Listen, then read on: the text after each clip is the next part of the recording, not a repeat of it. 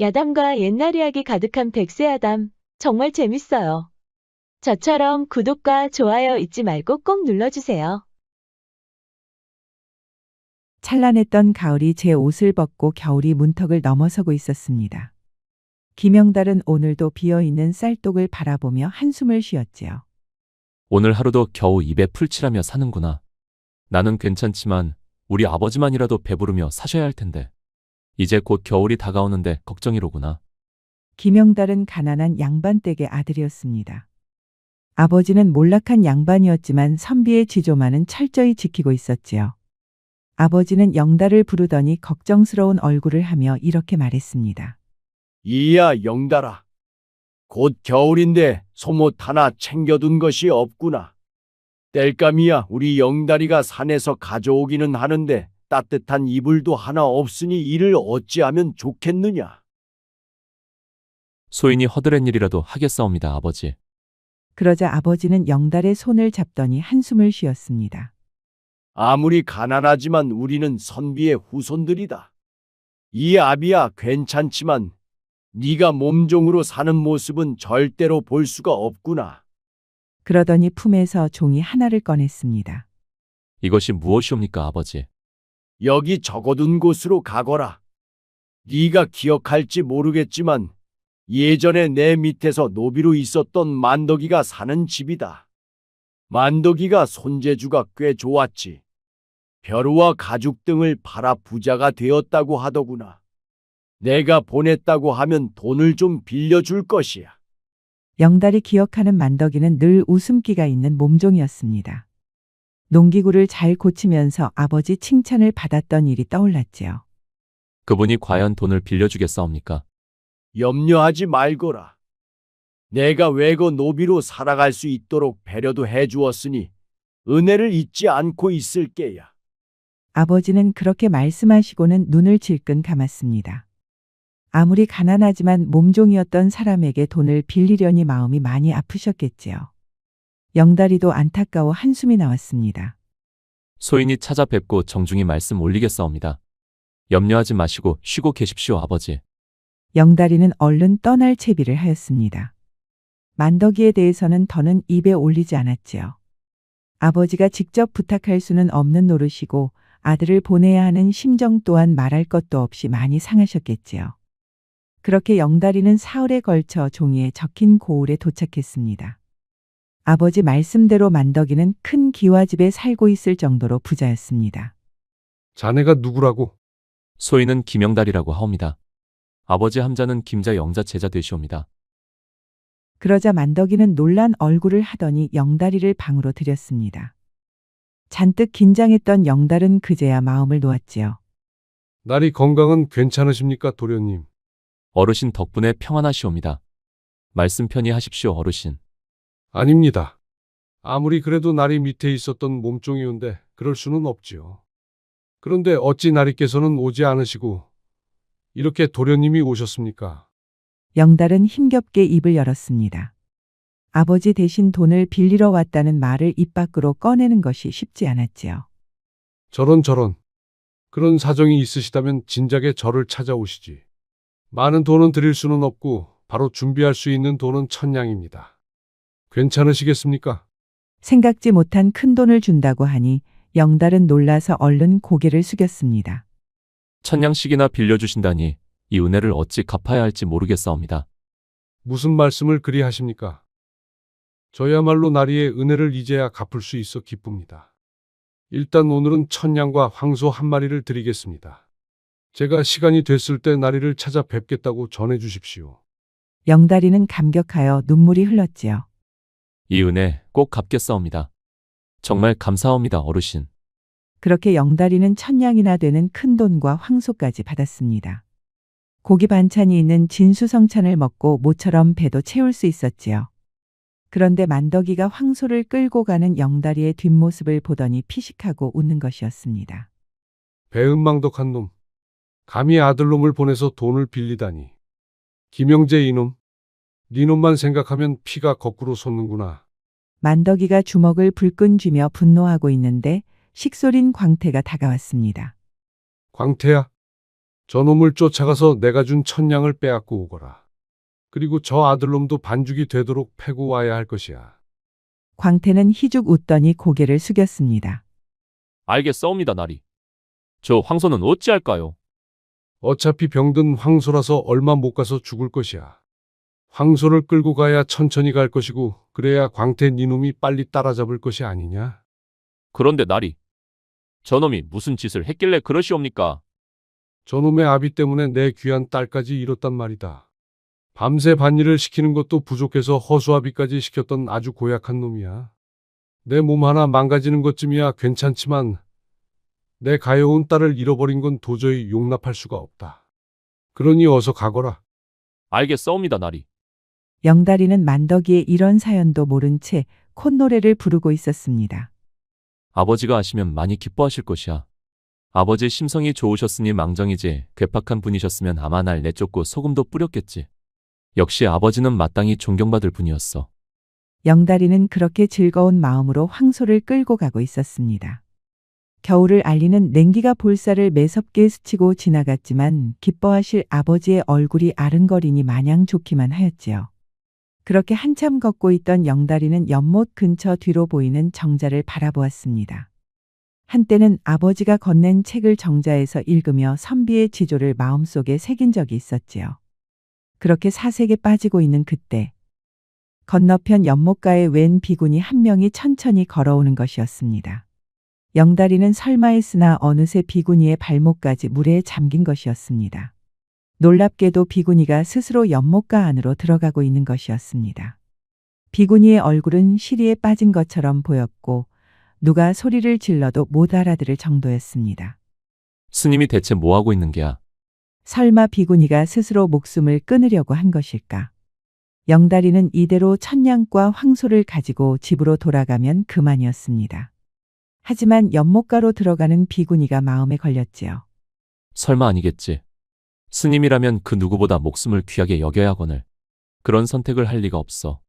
어서 돌아가서 아버지에게 천냥과 황소를 보여드려야지. 영다리는 그대로 몸을 돌려 고향이 있는 곳으로 걸어갔습니다. 황소도 배가 고픈지 얼른 집으로 가자고 보채는 것 같았지요. 하지만 영다리는 쉽게 발이 떨어지지 않았습니다. 결국 영다리는 한숨을 푹 하고 쉬고는 다시 고개를 돌려보았습니다. 건너편에 있던 비구니가 온데간데 없는 것이었습니다.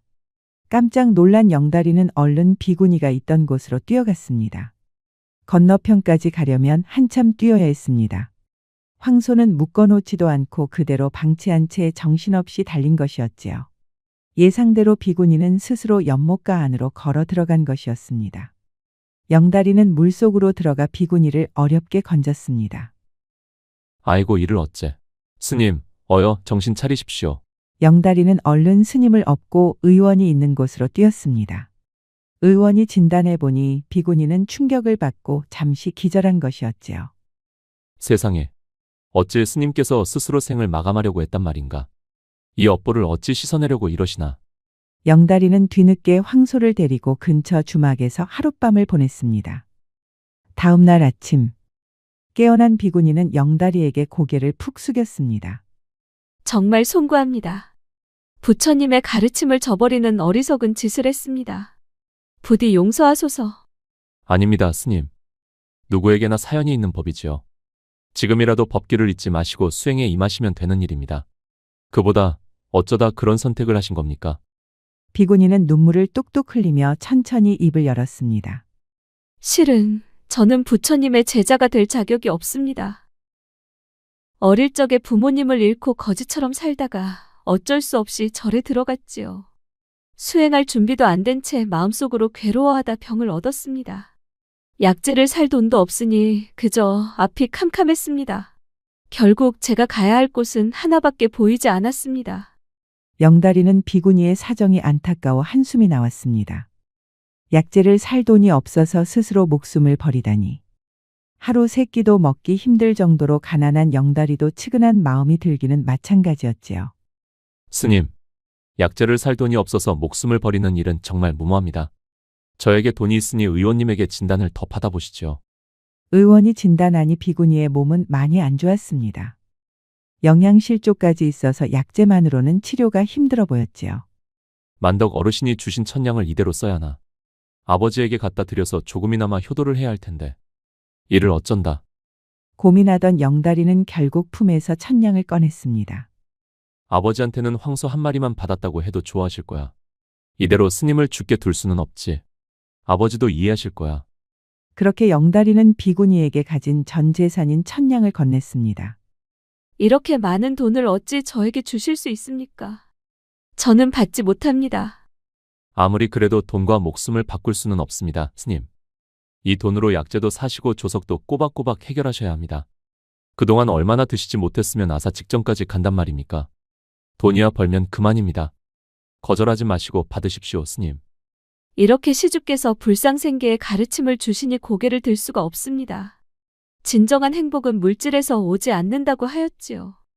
시주께 큰 빚을 졌습니다. 정말 고맙습니다. 그때 밖에서 엿듣고 있던 사람이 있었으니 바로 만덕이가 보낸 광태였습니다. 천냥이나 되는 돈을 처음 보는 스님에게 몽땅 주다니. 저거 완전히 미친놈 아니야? 광태는 고심할 수밖에 없었습니다. 지금 저 천냥을 가로채면 비구니의 목숨을 빼앗는 것이나 마찬가지니까요. 아무래도 나리께 연통을 보내야겠구먼. 기별을 받은 만덕이는 눈이 휘둥그레졌습니다. 무엇이라? 그놈이 비구니 한 명 살린다고 천냥을 모두 줬단 말인가? 그렇게 고약한 놈에게서 저런 아들놈이 나왔다니. 믿을 수가 없구나. 만덕이는 한참 고민하더니 떠날 채비를 하였습니다. 도저히 믿을 수가 없구나. 김영재 그놈에게서 그런 성인군자가 태어났을 리가 없다. 내가 직접 이 두 눈으로 보고야 말겠다. 그렇게 만덕이가 집을 나서고 있을 때 영다리는 비구니를 따라 다 쓰러져가는 초가집에 도착했습니다. 여기는 제가 절에 들어가기 전에 살았던 곳입니다. 보시다시피 집이 다 쓰러지고 있으니 누구도 살고 있지 않지요. 일단 여기서 숙식을 해결하시지요. 이렇게 신세를 져서 송구합니다, 스님. 별 말씀을 다 하십니다. 제가 시주께 진 빚을 갚아야 할 형편입니다. 그런데 비구니의 시선이 엉뚱하게도 황소로 향했습니다. 황소를 바라보는 비구니의 눈빛이 점점 날카로워졌지요. 왜 그러십니까, 스님? 아무래도 이 황소는 병이 든 것 같습니다. 그것이 무슨 말씀입니까? 아까부터 걷는 자세가 이상하다 했는데 소의 눈빛과 털의 윤기가 정상적이지 않습니다. 그것을 스님께서 어찌 아십니까? 아버지가 어릴 적부터 노비셨는데 소를 많이 키우셔서 병이 있는지 바로 알아채셨지요. 저는 아버지를 따라다니면서 어깨 넘어 배웠습니다. 비구니는 얼른 산으로 가더니 약초 하나를 캤습니다. 그리고 의원에게 약물 처방전까지 받아와 약재를 다리는 것이었습니다. 이대로 가다가는 죽을 것이 분명합니다. 이것은 소나 말에게 먹이면 좋은 약초지요. 황소는 염을 씹듯이 약초와 약재를 부지런히 먹는 것이었습니다. 비구니는 황소를 매만지며 활짝 웃었지요. 산에서 약초를 캐는 것이 참 오랜만입니다. 제 눈이 정확하다면 소가 죽을 일은 없을 겁니다. 비구니가 생각지 못하게 약초까지 캐내니 영다리는 어리둥절했습니다. 그렇게 영다리는 비구니의 초가집에서 하룻밤 신세를 졌지요. 다음 날 아침 깨어난 영다리는 황소의 몸짓을 보고 놀랄 수밖에 없었습니다. 눈에서 생기가 돌고 걸음걸이도 몰라보게 씩씩해졌지요. 밖으로 나온 비구니는 활짝 웃으며 황소의 머리를 매만졌습니다. 황소도 기분이 좋았는지 강아지처럼 애교를 부리는 것이었지요. 아마도 제가 캐는 약초가 효과가 좋았나 봅니다. 이렇게 하루 만에 건강해지니 말입니다. 영다리는 여전히 믿기지 않아 눈만 꿈뻑거리고 있었지요. 그런데 스님, 어찌 소에게 좋은 약초를 그리 빨리 캐신 겁니까? 그러자 비구니는 잠시 고개를 숙이더니 이렇게 말하는 것이었습니다. 아버지가 손재주가 좋으셔서 늘 따라다녔지요. 소를 많이 키우셔서 어떤 약초가 좋은지도 훤히 꿰뚫고 계셨습니다. 저는 따라다니면서 어깨 넘어 배운 것입니다. 저도 사실 반신반의하는 마음으로 약초를 캔 것인데 이렇게 소가 건강해지니 저 또한 기쁩니다. 스님이 이 소를 살리셨습니다. 정말 다행입니다. 지켜보고 있던 광태도 기가 막혀서 한동안 사색에 잠겼습니다. 누가 봐도 죽을 것 같았던 소를 살리다니. 부처님의 은혜가 아니라면 저런 일이 벌어질 수가 없소. 그날 밤 영다리는 방으로 들어오는 비구니를 보고 놀랐습니다. 이제 비구니가 아닌 아리따운 여인의 모습이었지요. 제 이름은 이혜령입니다. 제 목숨을 구하셨으니 이제 저는 나리의 여인입니다. 부디 받아주십시오. 아이고 스님, 이게 무슨 말씀입니까? 부처님의 가르침은 어쩌시고요? 저는 애초부터 부처님의 제자가 될 자격이 없었습니다. 이미 불상생계의 가르침마저 어기지 않았습니까? 이제는 평범한 여인으로 돌아가려고 합니다. 나리를 따라 어디든 가겠습니다. 영다리는 예령의 외모를 보고는 얼굴이 빨갛게 달아올랐습니다. 비구니 때와 비교할 수 없는 완전히 다른 자태의 미인이었으니까요. 예령은 조심스럽게 영다리에게 다가와 품에 안겼습니다. 그동안 입에 풀칠하느라 여인의 온기조차 잊고 살았던 영다리였지요. 예령 역시 그간 힘들었던 비구니의 삶을 모두 잊기로 하였습니다. 밖에서 지켜보던 광태는 만덕의 지시도 까마득히 잊은 채 흐뭇하게 바라보고 있었습니다. 기별을 받은 만덕이는 또 한 번 놀랄 수밖에 없었습니다. 무엇이라? 죽어가는 소를 살렸다니. 대체 이게 무슨 말이더냐? 빨리 그 영달이라는 놈이 무엇을 하는지 봐야겠다. 그렇게 영다리는 왼손으로는 예령의 손을 잡고 오른손으로는 여전히 애교를 부리는 황소의 고삐를 잡고 고향으로 돌아왔습니다. 근심이 많았던 아버지는 밖으로 나왔다가 깜짝 놀랐습니다. 만석이에게 돈을 빌리러 갔던 영달이 웬 아리따운 여인과 황소를 데리고 왔으니 말이에요. 자초지종을 들은 아버지는 크게 감탄하였습니다. 정말 잘하였구나. 역시 영달이 너는 선비의 후손이로구나. 만덕이 어르신이 주신 돈을 모두 예령에게 주었사옵니다. 정말 송구하옵니다, 아버지. 아니다, 아니야. 자고로 선비라면 당연히 그렇게 해야 하거늘. 아마도 다른 사내였다면 강물로 들어가는 스님을 그냥 무시했을 것이니라. 정말 내 아들답구나. 아버지는 옆에 있던 예령의 손도 따스하게 잡아주었습니다. 그동안 얼마나 고생이 많았느냐. 과거의 일은 중요치 않다. 이건 분명히 내 아들과의 인연이 분명하다. 두 사람이 서로 아끼고 위하는 마음이 지극하니 어찌 반대할 수 있겠느냐. 부디 백년해로 하거라. 과거의 제 삶을 부끄럽게 여기지 않으시고 이리 따스히 품어주시니 그 은혜를 어찌 다 갚겠사옵니까? 평생토록 도련님을 내조하며 아버님을 부모처럼 모시고 살겠사옵니다. 정말 감사하옵니다, 아버님. 그렇게 영다리는 예령과 조촐하게 혼인하였습니다. 예령은 신혼 첫날 밤 영다리 품에 안기며 이렇게 말했습니다. 서방님은 제 생명의 은인이십니다. 시리에 빠진 저를 구해주시고 이렇게 저를 부인으로 맞이하시니 몸둘 바를 모르겠습니다. 부인이야말로 제 은인이요. 저처럼 가난한 선비와 어떤 여인이 혼인하려고 하겠소. 그러자 예령이 영달을 지그시 바라보았습니다. 눈에서는 희망 섞인 빛이 감돌고 있었지요. 서방님, 내일 당장 제가 살았던 초가집으로 가시지요. 뒤에 작은 땅이 하나 있으니 거기서 농사를 짓는 게 어떻습니까? 농사라고 하였소. 부인도 알겠지만 저는 농사 지을 줄 모른다오. 게다가 그 힘든 농사를 어찌 부인과 제가 할 수 있겠소. 염려하지 마십시오. 서방님이 데려오신 황소가 있지 않사옵니까? 정확할지 모르겠지만 황소로 농사를 하는 아버지를 본 적이 있습니다. 아무리 그래도 우리가 할 수 있겠소. 농사는 절대 쉬운 것이 아니오, 부인. 일단 부딪혀보는 것이지요. 제가 근방에 사는 몸종들한테 배워서라도 농사를 짓겠습니다. 서방님도 함께 하시지요. 그렇게 영달은 예령과 함께 열심히 농사를 짓기 시작했습니다. 약초를 먹은 황소는 여전히 신이 나는지 지치지도 않고 쟁기를 열심히 끌고 다녔지요. 썰의 질도 어찌나 씩씩하게 하는지 지켜보던 영달과 예령도 신기할 정도였지요. 그렇게 달포가 지난 어느 날 누군가 영달과 예령의 집을 찾아왔습니다. 지나가는 나그네 올시다. 신세 좀 져도 되겠소이까? 영달과 예령은 한바구음을 지으며 나그네를 맞아주었지요. 나그네는 바로 만덕이가 보낸 광태였습니다. 영달과 예령의 오붓한 정을 나누고 싶었을까요? 광태도 갑자기 부인 생각이 난 것이었지요. 나도 한때는 부인과 열렬히 사랑했었지. 요즘 매일 바가지만 긁는데 갑자기 부인이 그리워지네. 다음 날 아침, 광태는 예령이 준 국밥을 맛있게 먹고 있었습니다. 막걸리 한 잔을 걸치고 감탄하는데 누군가 어깨를 강하게 내리치는 것이었습니다. 어느 놈이냐? 뒤를 돌아보니 만덕이가 무섭게 노려보고 있었습니다.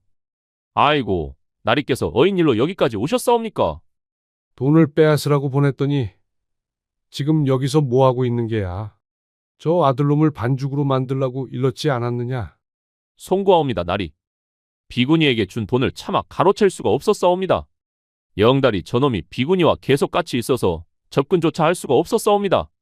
만덕이는 혀를 끌끌 찼습니다. 이런 한심한 놈을 봤나? 그렇게 사내가 마음이 여려서 어디다 쓴단 말이냐?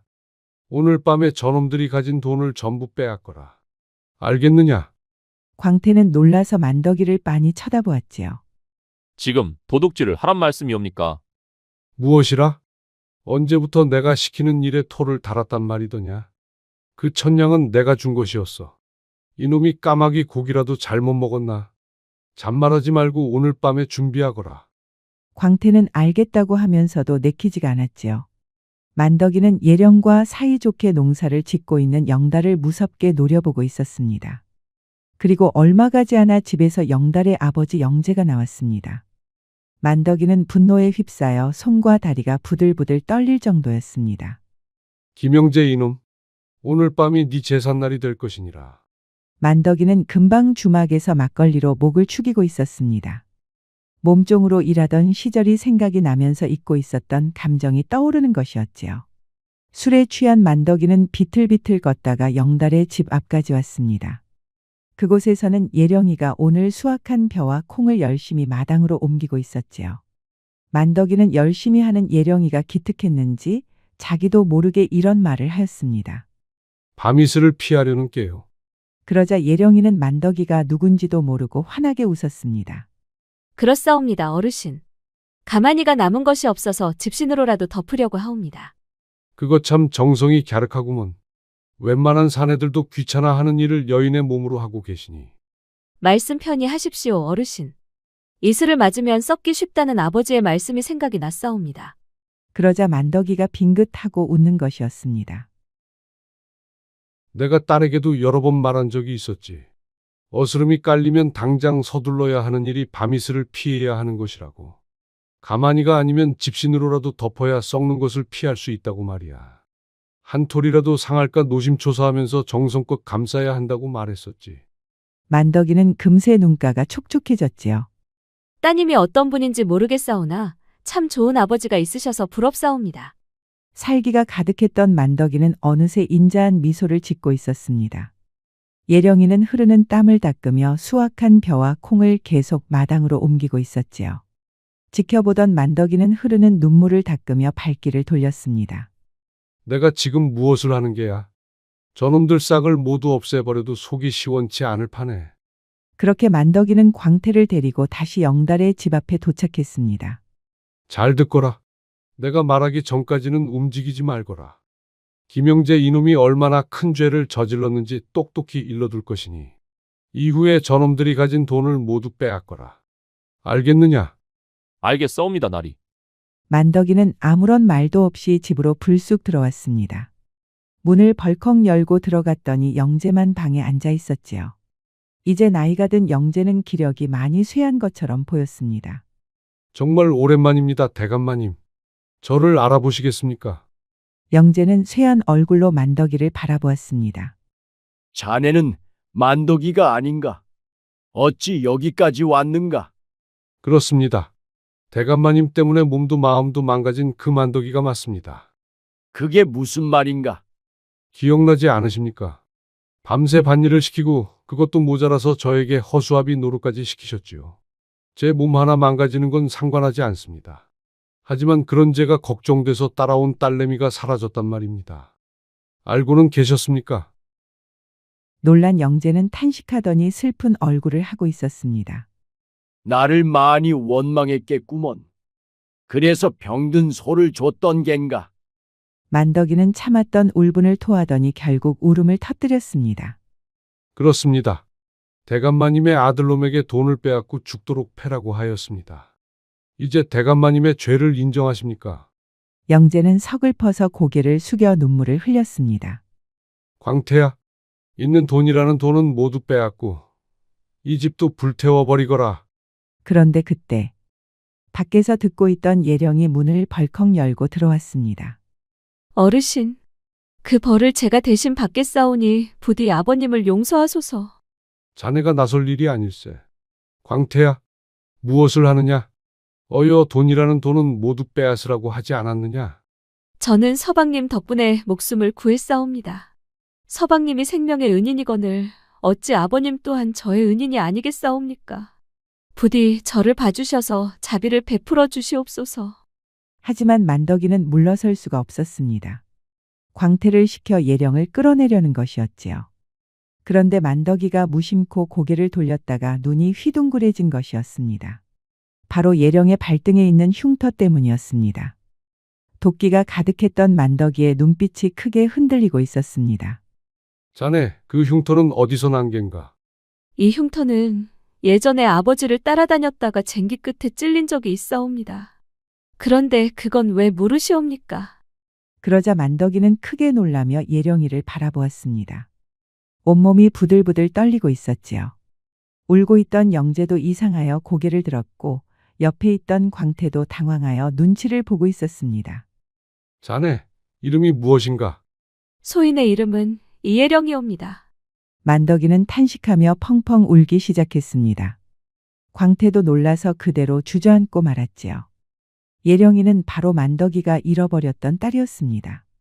영다리는 뒤늦게 방으로 달려 들어왔지요. 내 딸이 이런 곳에 있었다니. 만덕이는 얼른 예령이를 끌어안았습니다. 광태는 예전부터 만덕이의 잃어버린 딸 이야기를 알고 있었지요. 그래서 만덕이의 분노도 이해할 수 있었습니다. 그런데 영다리가 구한 비구니가 만덕이의 딸이었다니. 광태도 기가 막혀 말을 잇지 못하고 있었습니다. 한동안 울기만 하던 만덕이는 영달의 손을 잡았습니다. 정말 고맙네. 내 딸을 구해줘서 정말 고맙네. 어리둥절했던 영재와 영달. 그리고 예령이도 이제야 모든 사정을 알게 되었지요. 만덕이는 영재에게 큰 절을 올리려고 했으나 영재 역시 깍듯이 절을 올리는 것이었습니다. 대감마님을 지독하게 원망했사오나 이렇게 아드님께서 제 딸을 구해주셨으니 뭐라고 드릴 말씀이 없사옵니다. 영재는 만덕이의 손을 따스하게 잡아주었습니다. 내가 큰 죄를 지었네. 그 업보를 내 아들 녀석이 씻어주었으니 나 또한 뭐라고 할 말이 없네. 그렇게 원수를 용서하게 된 만덕이는 영다리를 흔쾌히 사위로 인정하였습니다. 만덕이는 큰 집과 땅을 주려고 하였으나 예령이 농사를 짓고 있는 땅을 포기하지 않았지요. 아버지, 비록 작은 땅이오나 서방님과 함께 열심히 일궈낸 땅이옵니다. 생명의 은인인 서방님과 일궈낸 땅이오라 저에게는 의미가 아주 큽니다. 부디 이해해 주시옵소서. 만덕이는 크게 감복하였지요. 그렇게 농사는 풍성해져서 영달과 예령이의 삶도 유복해졌습니다. 만덕이의 도움 없이도 자립한 것이었습니다. 예령이는 영다리를 닮은 두 아들을 낳았답니다. 비록 가난한 선비의 자식들이었지만 워낙 총명하여 관직에도 올랐지요. 임금 역시 그 총명함을 인정하였고 이후에 예조와 공조 판서까지 올랐습니다. 무엇으로 덕에 보답하려 하는가? 원하는 정직함으로 갚고 은혜는 은혜로 갚아야 한다. 공자는 원한에는 공정하고 올바르게 대처하고 은혜에는 마땅히 은혜로 보답해야 한다고 말했습니다. 무조건적인 용서보다는 공정함과 정의가 중요한 것이지요. 평생 원한을 갖고 살았던 만덕이와 은혜로 갚은 영다리를 보면서 공정함과 정의에 대해 새삼 돌아보게 됩니다. 영다리의 착한 심성과 예령이의 지혜를 되새기며 오늘의 이야기를 마치겠습니다. 이렇게 이야기를 마치려고 하는데 우리 영다리와 예령이 부부가 전할 말이 있다고 하네요. 우리 백세아담의 많은 사랑과 응원 부탁드리옵니다. 저 영다리처럼 행복이 가득한 하루가 되길 간절히 바라옵니다. 다음 주 월요일부터 추워진다고 하오니 감기 조심하셔요. 저 예령이처럼 모든 역경을 꿋꿋이 극복하시면 꼭 행복한 날이 올 것이옵니다. 저 예령이와 서방님의 재밌고 아름다운 이야기를 계속 보고 싶으시다면 구독과 좋아요 잊지 마시고 꼭 눌러주셔요. 앞으로 우리 백세아담의 많은 사랑과 응원 부탁드리옵니다. 애정어린 댓글도 많이 부탁드리옵니다. 건강 조심하시고 만수무강하소서. 지금까지 백세아담을 시청해 주셔서 감사합니다. 구독과 좋아요도 잊지 마시고 꼭 눌러주세요. 애정 어린 댓글도 많이 부탁드립니다. 야담과 옛날 이야기 가득한 백세야담 어떠셨나요? 앞으로도 재밌고 감동적인 이야기가 가득하니 많이 기대해주세요.